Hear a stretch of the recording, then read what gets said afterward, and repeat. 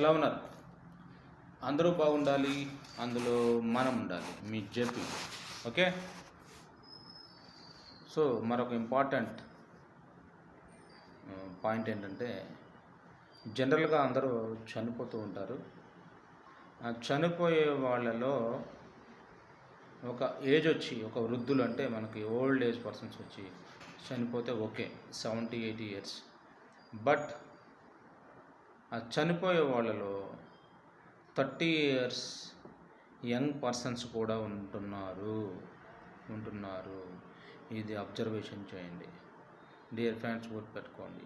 ఆ 30 ఇయర్స్ ఏజ్లో young persons ఎందుకు చనిపోతున్నారు? ఆలోచించారు ఎప్పుడైనా? ఆలోచించారా? సో ఫ్రెండ్, గుర్తుపెట్టుకోండి, 30 ఇయర్స్కే 100 ఇయర్స్ లైఫ్ అయిపోతుంది. 30 ఇయర్స్లో 100 ఇయర్స్ లైఫ్ ముగుస్తుంది. డియర్ ఫ్రెండ్స్, గుర్తుపెట్టుకోండి. మనం advanced technology, advanced generations, advanced అని కోరుకుంటున్నాం. కానీ ఆ అడ్వాన్స్డ్ అనే ఆ వేలో మనం ఈ సమాజంలో అన్నిటినీ కల్ముషం చేసేస్తున్నాం.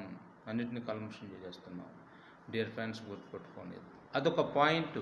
దీంతోపాటు యూత్ ఎవరైతే ఉంటున్నారో వాళ్ళు కొన్ని అలవాట్లకు బానిసయ్యి అతి చిన్న వయసులో గుండెపోటుతో, బీపీతో, షుగర్తో, కిడ్నీ ప్రాబ్లంతో, లివర్ ప్రాబ్లంతో, హార్ట్ ప్రాబ్లంతో, బ్రెయిన్ ప్రాబ్లంతో, ఇలాగా క్రానికల్ డిసీజెస్ ప్రాబ్లమ్స్తో చనిపోతూ ఉన్నారు. డియర్ ఫ్రెండ్స్, గుర్తుపెట్టుకోండి. ఎందుకంటే యవ్వన వయసులో, ఏజ్లో ఎవరిని దేనిని కూడా లెక్క చేయరనమాట.